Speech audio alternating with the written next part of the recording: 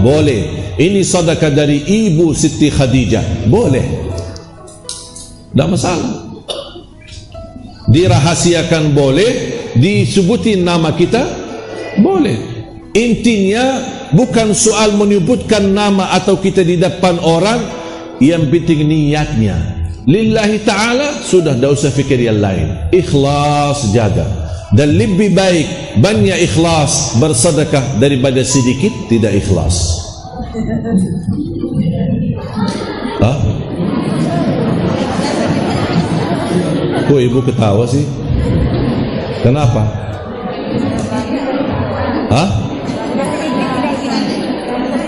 Oh, biasanya sedikit ikhlas daripada banyak tidak ikhlas. Oh gitu. Tapi setahu saya itu 2019. Sekarang kita 2020, harus semuanya rubah. Apa yang harus dirubah? Lebih baik banyak ikhlas daripada sedikit tidak ikhlas. Atau lebih positif lagi, lebih baik banyak ikhlas dan pula sedikit ikhlas. Setuju? Sedekah bapa ibu banyak manfaatnya, termasuk sedekah subuh. Pernah enggak bapa ibu dengar ceramah saya atau tausiah saya mengenai sedekah subuh? Pernah? Di mana lihatnya? Di YouTube. Sudah subscribe belum?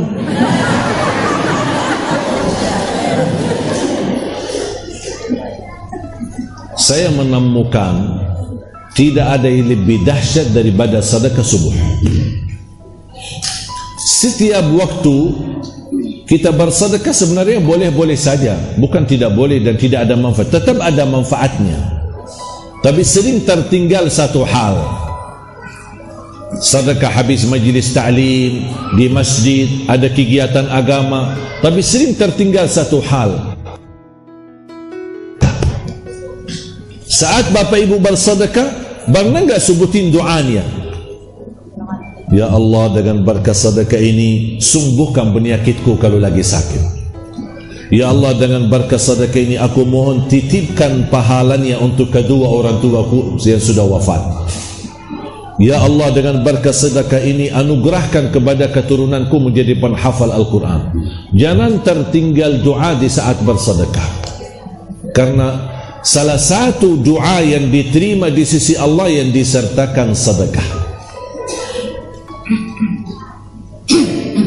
Sedekah menjaminkan husnul khatimah. Sedekah menjaminkan terlipat ganda rezekinya. Sedekah memberikan keagungan di sisi Allah. Sedekah melimpahkan perlindungan. Sedekah menyelamatkan kita dari kematian buruk, su'ul khatimah. Sedekah menyelamatkan kita dari kematian mendadak. Sedekah menyelamatkan kita dari kecelakaan. Sedekah banyak manfaat daripada sedekah. Dijaminkan ampunan dosa. Bahkan sedekah memadamkan kemurkaan Allah sebagaimana air mampu memadamkan api. Subhanallah. Banyak manfaat daripada sedekah. Bahkan salah satu manfaat daripada sedekah menolak bala. Kita tingkatkan sedekah, apalagi kita di saat pandemi ini. Bala, wabah, salah satu wasilah terangkat sedekah, terangkat bala ini adalah kita bersedekah. Terus mereka itu mengharapkan perdagangan yang tidak akan merugi. Baca Quran tidak akan merugi, justru menguntungkan banyak. Menjaga salat tidak akan dirugikan, bahkan kita bersedekah tidak akan menurani. Dan juga bahasa Allah, wa mimma, sebagian. Allah tidak minta semuanya. Ini kan semua rezeki yang bapak ibu miliki dari mana? Karena kita hebat, karena kita punya usaha besar, atau punya penghasilan? Tidak, itu semua anugerah dari Allah yang memberikan. Allah minta lagi, tapi Allah minta tidak semuanya. Pakilah untuk kebutuhanmu dan keluargamu, hanya sebagian. Artinya Allah berkesan kepada kita, meminta berpesan Allah, kalau aku sudah titip rezeki, tolong jangan lupa berbagi dalam kebaikan, dan hanya sebagian. Subhanallah, kalau kita belanja urusan dunia, berani mahal-mahal, HP-nya 20 juta, 30 juta. Tapi kalau soal sedekah, buka dompet, lihat isinya, ada 100.000, 10.000, 5.000 dan 1.000. Yang mana disedekain? Ada 1.000 kertas baru, ada 1.000 yang sudah receh dan lama. Yang mana disedekahin? Yang lama, yang receh. Semestinya kita beri yang terbaik bersedekah, malah kita beri yang paling rusak. Astaghfirullahalazim. Perbaikilah sedekahmu agar Allah perbaiki kehidupanmu dan keluargamu. Terus agar Allah menyempurnakan pahalanya kepada mereka. Agar Allah. Tapi kalau bahasa Indonesia di dalam ayat ini, mohon maaf, kurang tepat atau kurang sempurna. Karena bahasanya agar Allah, tapi kalau bahasa Arab beda. Liyuwaffiyahum adalah memastikan, meyakinkan akan Allah sempurnakan pahalanya. Allah sempurnakan, menjamin kesempurnaan pahala ketika kita mengamalkan 3 amalan. Hanya pahala kita dapat? Tidak, ada lagi apa? Terus sungguh Allah Maha Pengampun. Yang sebelumnya. Dan mereka menambahkan karunia-Nya. Ditambahkan karunia. Artinya selain pahala yang Allah sempurnakan, Allah akan tambahkan karunia. Karunia keturunan, karunia usaha, karunia penghasilan, karunia sehat, karunia perlindungan. Allah berikan tambahan karunia yang tidak pernah kita duga. Bertambah terus selain sempurna pahala. Tapi coba Bapak Ibu, di sini ada yang menarik. Apa ujung tutupnya ayat itu? Sungguh Allah Maha Pengampun, Maha Pensyukur. Maha Pengampun dan Maha. Apa kaitan ampunan dengan 3 amalan? Kenapa Allah Subhanahu wa taala tutupi dengan Ghafur? Apa kaitan? Kan di sini ada baca Quran, salat dan sedekah. Kenapa di ujungnya Ghafur? Ghafur biasanya kalau ada bahasa taubat, orang bertaubat, orang punya dosa diampuni. Tapi di sini tidak ada bahasa dosa. Ada enggak dosa? Baca Quran dosa enggak? Salat dosa enggak? Sedekah dosa enggak? Tapi kenapa ada kata Ghafur? Maha Pengampun. Karena ketika kita kerjakan 3 amalan, pasti walaupun upaya kita sungguh-sungguh, pasti ada yang kurang. Makanya kita mohon seolah-olah, ya Allah saya berusaha maksimal kerjakan 3 amalan, tapi ya Allah mohon ampuni kalau seandainya ada kekurangan. Pas enggak? Pas. Lebih dahsyat lagi, ujungnya kalimat terakhir apa? Maha mensyukuri, syakur. Ada 2 kalimat, Ghafur, Maha Pengampun, Syakur, Maha mensyukuri. Saya tambahkan ilmu terakhir. Kalimat syakur, terjemahannya di bahasa Indonesia belum sesuai bahasa Arab. Kalau terjemahan, dan saya sering berkata, tidak ada bahasa yang bisa memahami dan terjemahkan isi Al-Quran selain bahasa Arab itu sendiri. Semua bahasa di dunia kemampuannya terbatas. Hanya bahasa Arab yang memiliki kemampuan memaknai isi Al-Quran. Di antaranya kalimat syakur. Apa artinya bahasa Indonesia? Syakur, maha mensyukuri. Kalau bahasa Arab beda. Apa artinya dalam bahasa Arab? Alladhi yu'til ajral kathir bil amalil qalil. Asy-syakur, yang memberikan pahala yang banyak dengan amalan yang sedikit. Subhanallah. Seolah-olah Allah berterima kasih. Semestinya yang berterima kasih siapa?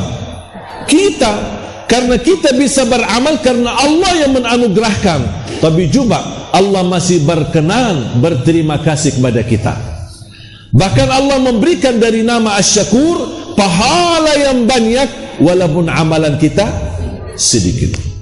Dan bukti pahala yang banyak sebagaimana ayat yang sebelumnya, liwaffiyahum ujurahum, Allah menjanjikan kesempurnaan pahala, bahkan bertambahan karunia-karunia yang tidak pernah diduga. Fantas ujungnya pas banget disebutkan kata syakur, karena ingin Allah memberikan makna sempurna pahala, tambahan karunia, walaupun amalan kita sedikit, tapi Allah berkenan melipatkan ganda, bahkan berikan balasan jauh lebih besar dibandingkan amalan yang kita lakukan hanya sedikit dan sederhana. Alhamdulillah. Sudah faham Bapak Ibu? Saya mohon nanti kalau pulang ke rumah menjadi PR, fotokopi ayat tadi sama terjemahannya, dan apa yang saya sampaikan tolong selalu direnungkan fikirannya, dihayati. Mudah-mudahan membuat kita semangat, menambahkan iman agar kita bisa terapkan 3 amalan ini supaya disempurnakan pahala dan ditambahkan karunia-karunia yang kita selalu cita-citakan dan kita harapkan. Mohon doa restu kami terus memperjuangkan safari dakwah. Saya harap dan boleh, kalau saya boleh mohon kepada Bapak Ibu, mohon titipkan doa untuk kami. Saya harap secara khusus untuk saya pribadi, tolong doakan. Kami berjalangan masih jauh, berjuangan masih panjang. InsyaAllah harapan dan cita-cita saya melahirkan 1 juta penghafal Al-Quran untuk Indonesia tercinta. Kalau Indonesia disebut negara terbesar penduduk Islam, InsyaAllah kita berjuangkan menjadi negara terbesar para penghafal Al-Quran sedunia. Dan Alhamdulillah program 1 juta penghafal Al-Quran sudah jalan dan sudah melahirkan dan mencetak puluhan bahkan ratusan penghafal Al-Quran. Dan bangunan 100 markas pun sudah jalan, walaupun baru terbangun di beberapa titik, sampai di Lombok, di Sumbawa, di Bima, di Bali, di Surabaya, di Bandung, di Cicalengka, di Jatiluhur, di Cipanas, di Jakarta. Dan kemarin ketika safari dakwah di Riau, kita letakkan batu pertama di kota Pekanbaru, dan insyaAllah salah satunya markas akan terbangun di Batam, dan insyaAllah menjadi wasilah untuk melahirkan anak dan generasi Quran yang akhlaknya Al-Quran, dan setiap masjid memiliki imam penghafal Al-Quran 30 juz. Berjuangan panjang. Mungkin berjuangan ini apalagi mau mencetak 1 juta penghafal Al-Quran membuat orang banyak yang tidak suka. Dan selalu saya berdoa, ya Allah, aku mohon jangan cabut nyawa saya sampai 1 juta ini menjadi kenyataan. Biarpun ya Allah ditusuk berapa kali, itu selalu dah. Jangan ya Allah, jangan dulu. Ketika saya kemarin ditusuk, saya justru menambah lagi, ya Allah jangan dulu, saya ada urusan sama Allah, ada berbicara pribadi sama Allah. Ya Allah jangan dulu, tak apa-apa, saya terima ditusuk berapa kali, tak apa-apa, yang penting jangan dulu mati. Jangan dulu ya Allah, saya mohon ya Allah jangan dulu, karena saya ingin wujudkan. Kalau sudah terwujud menjadi kenyataan 1 juta penghafal Al-Quran di Indonesia, tak apa-apa, silahkan Bapak cabut nyawa saya, sudah selesai tugas. Itu selalu saya doa itu. Dan selalu ketika minta sama kedua orang tuaku, saya selalu berpesan, tolong ayah ibu doakan itu. Makanya kami terus berjuang, tidak pernah mengenal lelah dan tidak pernah mengenal capek. Kita terus bekerja keras untuk mewujudkan cita-cita itu. Sampai kemarin kejadian musibah ditusuk, saya alhamdulillah masih diberikan oleh kesempatan. Di malam itu langsung saya turun dari rumah sakit, isi 2 acara lagi, tabligh akbar habis maghrib sama habis isya. Kita harus semangat. Ujian boleh, musibah boleh, tapi jangan sampai musibah batahi semangat kita. Kita harus berjuang. Sebagaimana kita berjuang untuk Al-Quran, ada juga musuh Al-Quran yang berjuang untuk mematikan Al-Quran. Jangan harap kita akan duduk manis, jangan harap kita akan berjalan begitu saja tanpa diuji. Karena sepanjang ujian yang kita hadapi, akan meningkatkan darajat kita dan akan ketahuan siapa yang betul-betul ikhlas. Atau ketika diuji satu kali, ya sudah cukup, sudah mau, sudah sembunyi. Makanya inti daripada ujian supaya membedakan orang yang mukmin sama yang munafik, membedakan orang yang mujahid jihad sama orang yang malas-malasan atau pura-pura. Semua ada hikmah daripada ujian supaya terbongkar hakikatnya orang, apakah dia betul-betul lillahi ta'ala atau dia hanya mencari ridha manusia, dipuji, ketahuan.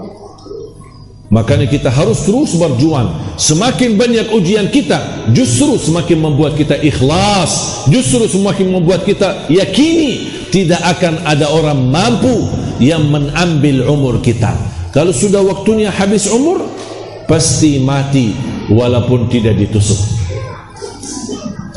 Yakin tak? Kalau belum mati, biarpun ditusuk berapa kali dah bakal mati, karena belum waktunya. Yakin tidak itu? Makanya Bapak Ibu, doa Bapak Ibu untuk saya pribadi wallahi sangat berharga, sangat dibutuhkan. Karena mohon maaf, berjalan kita masih panjang. Dan insya Allah kita terus, walaupun angka 1 juta cukup besar, tapi saya percaya dan yakin sebesar apapun dan sejauh apapun jarak, kalau kita berlangkah pasti akan sampai. Kalau jarak dekat tapi tidak pernah berlangkah, tidak bakal sampai. Cahaya di kalbu, cahaya dalam kehidupan, cahaya di wajah, cahaya dalam rizki, cahaya dalam turunannya, cahaya dalam kehidupannya. Apapun apa yang kita kerjakan disertakan cahaya dengan berkahnya salat. Rasulullah SAW menghadapi ujian, menghadapi musibah, ada hal yang menyedihkan Rasulullah, ambil air wudu, salat. Apapun masalah, karena Rasulullah SAW idza hazabahu amrun laja'a ila salat, dan sambil berkali-kali berkata kepada Bilal, ya Bilal, arihna biha. Apapun masalah yang dihadapi oleh Rasul, selalu dia hadapi dengan laksanakan salat. Sampai kata Rasul kepada Bilal, wahai Bilal, rahatkanlah kami dengan salat. Artinya mencari rahat dan istirahat di dalam salatnya. Beda sama kita, capek tinggalkan salat, lelah jauh dari salat, capek. Bapak Ibu, ingat gak cerita Isra Mi'raj? Ketika pertama kali Allah perintahkan Nabi Muhammad salat, ingat gak berapa banyak? Berapa? 50. Habis itu diringankan sampai jadi. Pertanyaan saya, kenapa Allah minta kepada umat Nabi Muhammad salat 50 kali? Kalau kita hitung-hitungan, di dalam 24 jam melaksanakan 50 salat, terbayang tak? 24 jam salat. Makan, habis makan azan, pulang pergi azan, lagi belanja di pasar azan lagi, habis majlis ta'lim tak lama azan, begitu baru tanya jawab azan lagi. Setiap beberapa minit azan, salat, azan, salat, azan, salat. Bagaimana kita bisa menjalani kehidupan? Susah kan? Sampai Nabi Musa yang menjadi Nabi yang berani, dia satu-satunya Nabi yang mempertahankan Nabi Muhammad. Ketika turun, habis bertemu dengan Allah, turun lewat langit 7, 6, 5 dan seterusnya. Di langit yang ke-6 ada Nabi Musa, ditahan Nabi Musa. Wahai Muhammad, dapat apa dari Allah? Dapat 50 salat. Nabi Musa kaget. 50 naik, minta dikurangin, umatmu tak bakal mampu. Terima kasih Nabi Musa. Saya ada niat kalau hari kiamat ketemu Nabi Musa, saya mau cium tangannya bola balik, karena dia yang berani menahan. Di langit yang ketujuh kan ada Nabi Ibrahim. Nabi Ibrahim tidak tanya sama Nabi Muhammad. Hanya Nabi Musa. Nabi Musa aja yang berani. Mohon maaf, jangankan sama Nabi Muhammad, sama Allah aja Nabi Musa berani, suka tanya. Sambil pernah Nabi Musa tanya sama Allah, ya Allah, kenapa engkau tidak tidur? Kenapa tidak tidur? Allah SWT kasih gambaran Nabi Musa. Ambil sebuah gelas isinya air. Nabi Musa megang gelasnya. Bukan seperti ini, perumpamaan lah, ya. Terus Allah perintahkan Nabi Musa bertahan, berdiri, dan seperti ini, jaga gelasnya. Dan Allah biarkan sekian lama. Lama kelamaan Nabi Musa sudah begal tangannya, capek, bahkan ngantuk, tidak bisa tahan. Akhirnya jatuh gelasnya, pecah gelasnya dan tumbah airnya. Baru Nabi Musa kaget. Allah ingin memberikan pesan dan pelajaran kepada Nabi Musa. Kata Allah, wahai Musa, kalau saya boleh tidur, langit akan jatuh ke atas bumi. Kalau saya boleh tidur, langit akan jatuh ke atas bumi. Allahu la ilaha illa huwal hayyul qayyum la ta'khudhuhu sinatun.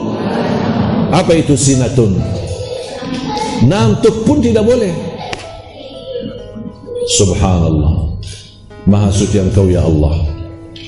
Makanya Nabi Musa tanya, tahan Nabi, sudah berapa? 5 naik. Nabi Muhammad beda sifatnya dan akhlaknya sama Nabi Musa. Nabi Muhammad orangnya pemalu. Apa yang dikasih, udah terima. Tak pernah tawar-menawar, tak pernah tolak, diterima. Diundang untuk makan di rumah warga miskin yang ada di kota Madinah. Barangkali makanannya cuma sedikit, barangkali tidak enak, atau bisa makanannya basi, Rasul datang makan. Tak pernah tolak. Tapi karena dipaksa oleh Nabi Musa dan ditawar dan dirayu oleh Nabi Musa, Nabi Muhammad naik. Ya Allah, umatku tidak mampu. Diringankan jadi 45. Turun, ketemu Nabi Musa. 45. Naik, umatmu tak bakal mampu.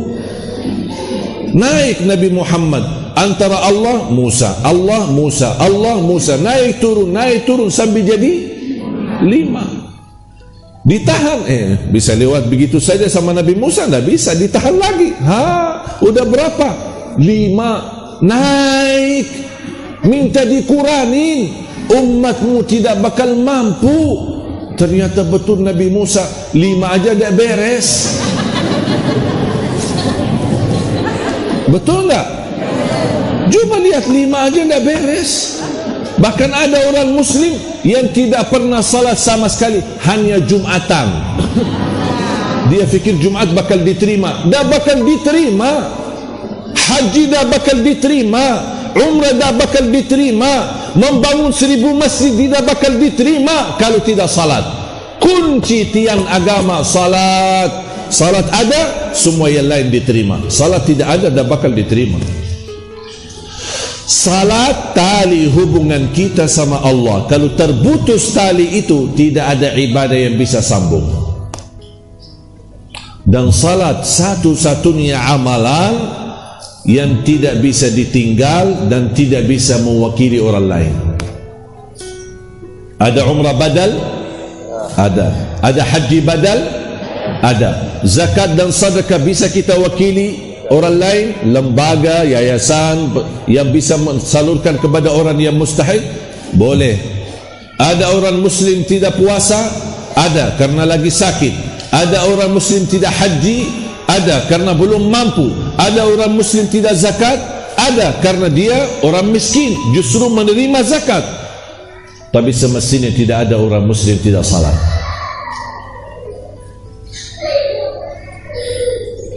Salat tak bisa berdiri, duduk. Tak bisa duduk, berbaring. Tak bisa wudu, tayammum. Tak bisa salat sempurna, jama' dan qasar.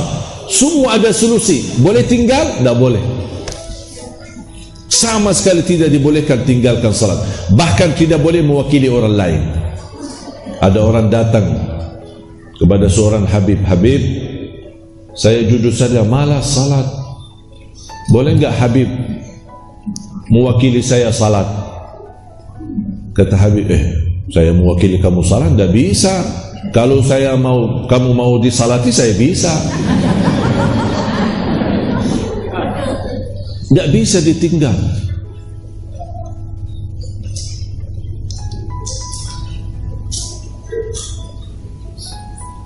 Kapan boleh tinggalkan salat? Kalau sudah murtad. Paham murtad? Kalau sudah murtad, sudah tidak beriman, tidak Islam, tidak apa-apa, sudah tidak ada salat lagi. Yang kedua, kapan boleh tinggalkan salat? Kalau sudah mati. Kalau mati boleh salat enggak? Udah, tidak ada salat lagi. Yang ketiga, kapan boleh tinggalkan salat? Faham tak? Berarti kalau yang tidak salat, kita doakan semoga sembuh. Soalnya zaman sekarang banyak orang gila. Banyak orang gila. Yang anehnya lagi, gila sasarannya ulama. Subhanallah. Lucu ya. Ada satu cerita soal gila itu. Ada seorang khalifah di salah satu zaman dulu. Dia lewat sama pasukannya, bertemu di tengah jalan orang gila. Khalifah penasaran, ingin ngobrol sama orang gila. Dan dia bilang sama orang gila, kalau apa hukum mencuri? Hukum mencuri. Kalau orang mencuri, apa yang hukumnya apa? Kata orang gila, kalau orang mencuri itu, dia mencuri karena dia menjadi kebiasaan, kerjaan, hobi, suka, dipotong tangannya. Tetapi kalau dia mencuri karena lapar, karena dia butuh untuk dia mengisi buat makanan keluarganya, yang dipotong tangannya adalah khalifahnya. Khalifah yang dipotong tangannya, pemimpin yang dipotong tangannya. Kaget khalifah, orang gila bisa hebat ini. Ternyata gila zaman dulu beda sama gila sekarang.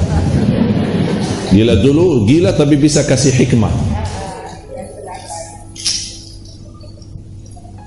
Berarti berapa banyak orang yang susah makan, berapa banyak pemimpin yang harus dipotong tangannya.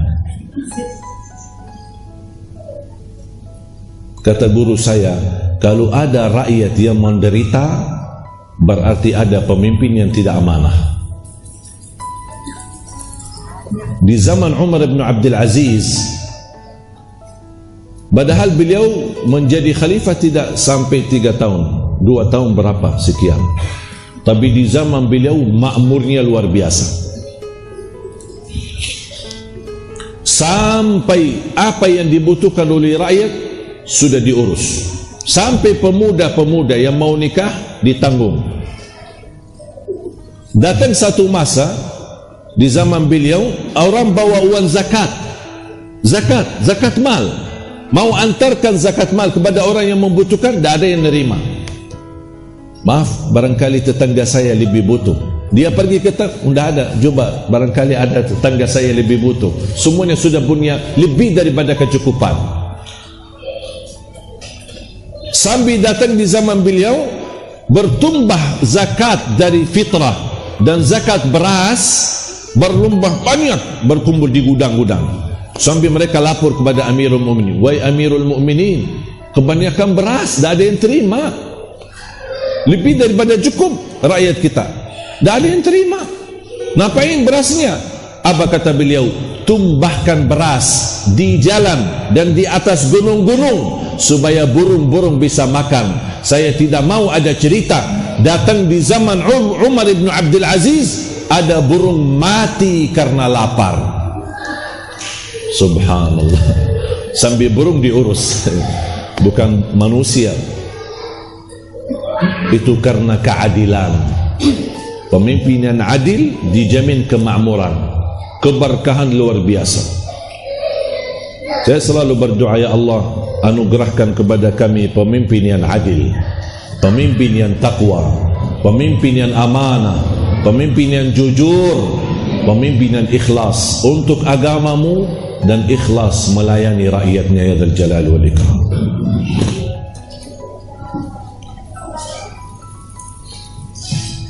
Ketika Allah perintahkan 50 kali salat, pertanyaan saya Bapak Ibu, kenapa Allah perintahkan pertama kali 50 kali salat?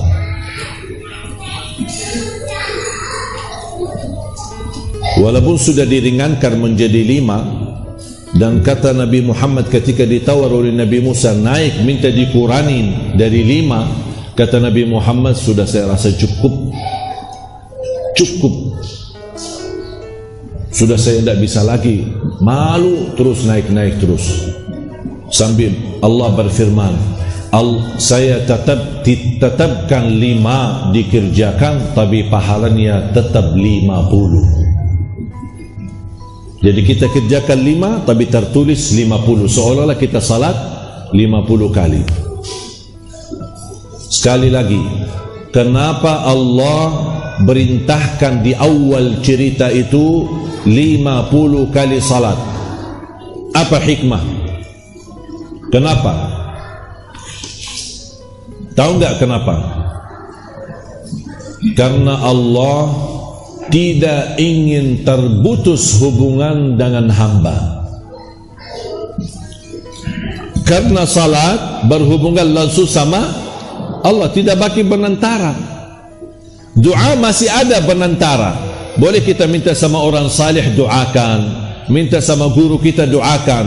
Tapi kalau salat tidak ada penantara, langsung sama Allah. Makanya Allah perintahkan 50. Allah berkeinginan tidak terputus hubungan sama hamba. Sambung terus, bertemu terus, menghadap terus. Subhanallah. Allah saja tidak berkenan terputus hubungan sama hamba. Kira-kira hamba gimana? Semestinya yang selalu berkenan tidak terputus hubungan bukan Allah, kita. Karena Allah tidak butuh kita, justru kita yang membutuhkan Allah Subhanahu wa taala. Kita yang memerlukan Allah. Kita yang mengharapkan pertolongan Allah, ampunan Allah, kasih sayangnya Allah, rahmat Allah. Allah tidak butuh kita. Kita ibadah, tidak ibadah, kita baik, tidak baik, Allah tidak peduli. Karena itu semua manfaatnya bukan kepada Allah, tapi justru manfaatnya kembali kepada diri kita. Faman ya'mal mithqala dzarratin khairan yarah, wa man ya'mal mithqala dzarratin syarran yarah. Sekecil apapun baik dapat lebih baik, sekecil apapun buruk dapat na'udzubillah yang lebih buruk. Allah dapat apa? Tidak dapat apa-apa. Kita ikhlas karena Allah, yang untung kita, dan Allah balas. Allah yang menganugerahkan amal, Allah yang membukakan pintu, Allah yang memberikan hidayah, Allah yang memberikan ilmunya, dan Allah yang memberikan pahalanya. Subhanallah, karunia luar biasa. Berarti dari kita tidak ada apa-apa, semuanya dari Allah. Makanya kita harus bersyukur. Allah membukakan kesempatan kita bisa belajar. Allah berikan hidayah, kita mau mendekatkan diri kepada Allah Subhanahu wa taala.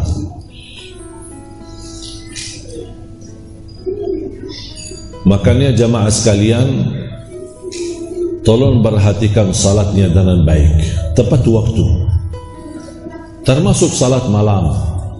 Karena sebaik-baik salat, afdalus salati ba'dal maktubah salatul lail. Sebaik-baik salat sesudah habis salat fardu adalah salat malam. Salat malam waktunya habis isya sampai subuh. Boleh di awal, bukan jam 12. Banyak orang salah faham, katanya waktu salat malam habis jam 12. Waktu salat malam habis isya sampai subuh. Boleh di awal malam, boleh di tengah malam, dia boleh sepertiga terakhir malam. Mana yang kita mampu? Salat malam tidak harus tidur dulu. Saya ulang, salat malam tidak harus tidur dulu. Kembali kepada kemampuan masing-masing. Ada yang bisa tidur awal, bangun nanti belakangan tahajud, bagus, teruskan. Ada orang yang tidak bisa tidur awal, jam 12 belum tidur, bahkan sampai jam 1 belum bisa tidur. Kalau dia sudah belakangan tidur, mana dia bisa bangun? Kembali kepada kemampuan. Yang bisa tidur dan salat, baik. Yang tidak bisa, berarti amankan salatnya. Salat baru tidur, tidak masalah. La yukallifullahu nafsan illa wus'aha. Prinsip Islam mudah. Dan selalu saya minta sama jamaah, jaga salat malam walaupun 2 rakaat, tutup dengan witir. Salat malam atau tahajud tidak harus 8 rakaat, tidak harus 10 rakaat, tidak harus jumlah tertentu, bebas. 2 boleh. Habis salat 2 rakaat, kemudian witir, habis itu tidur, aman. Seandainya belum bangun, sudah tertulis nama kita ahli witir, karena sudah witir. Tapi seandainya sudah bangun, masih ada waktu, belum salat, belum azan subuh, kita masih bisa tahajud, tapi tidak boleh witir lagi karena sudah witir duluan. Udah beres. Ini bukan kata, tidak ada yang saya datangi dari gantung saya. Itu kata Rasulullah SAW. Sampai Abu Hurairah pernah berkata, "Ausani Rasulullah SAW bithalath." Rasulullah telah menwasiatkan aku 3 amalan. Jaga duha, jaga puasa 3 hari setiap bulan, dan jaga witir sebelum tidur. Itu kata Abu Hurairah. Rasulullah wasiatkan aku jaga witir sebelum tidur. Umar bin Al-Khattab suka jaga witir sebelum tidur. Ditanya, kenapa? Kata beliau, saya takut meninggal dunia dalam keadaan tidur belum witir. Amankan witirnya. Saya punya kebiasaan, habis beraktivitas, pulang ke tempat penginapan atau di rumah, saya ambil air wudu, saya 2 rakaat sunnah wudu, kemudian 2 rakaat mukaddimah witir, baru kemudian 1 rakaat. Dan witir boleh 3, sekali salam atau 2 salam baru 1. Sudah aman, habis itu tidur. Dapat bangun, alhamdulillah bisa tahajud, tapi tidak boleh witir lagi, karena Rasulullah SAW bersabda, la witrani fi laylah, tidak boleh 2 kali witir dalam 1 malam. Sederhana enggak? Jangan tinggalkan salat malam, karena salat malam walaupun sunnah, tetapi menjadi salat sunnah itu seperti duha, qabliyah, ba'diyah, sunnah wudu dan lain sebagainya, menyempurnakan kekurangan salat wajib.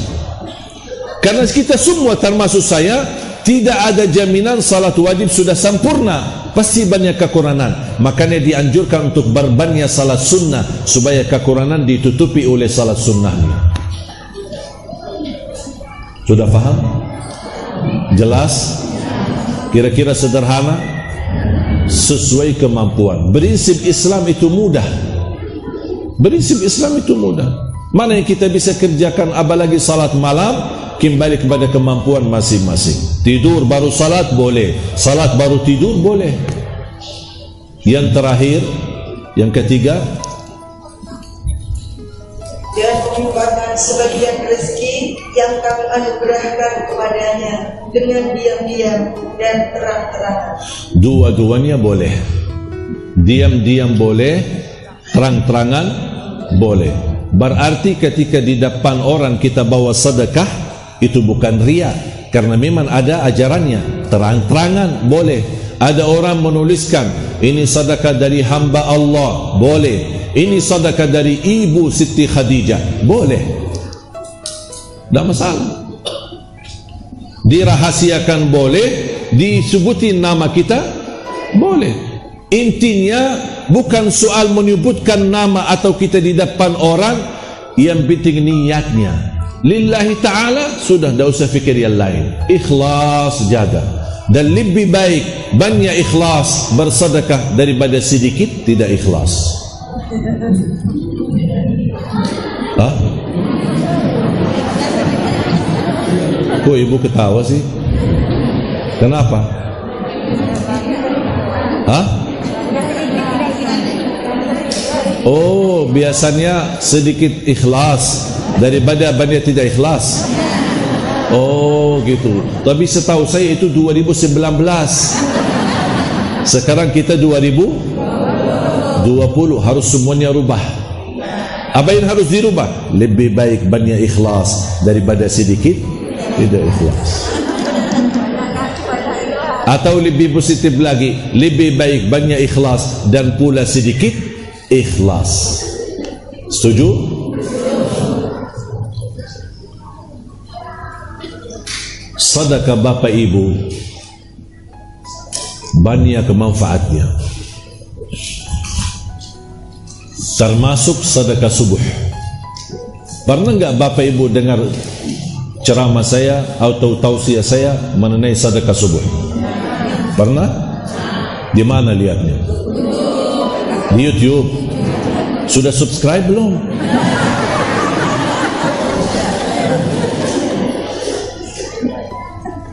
Saya menemukan tidak ada yang lebih dahsyat daripada sedekah subuh. Setiap waktu kita bersedekah sebenarnya boleh-boleh saja, bukan tidak boleh dan tidak ada manfaat, tetap ada manfaatnya. Tapi sering tertinggal satu hal. Sedekah habis majlis ta'lim di masjid, ada kegiatan agama, tapi sering tertinggal satu hal. Saat bapa ibu bersedekah, pernah enggak sebutin doanya? Ya Allah, dengan berkat sedekah ini sembuhkan penyakitku kalau lagi sakit.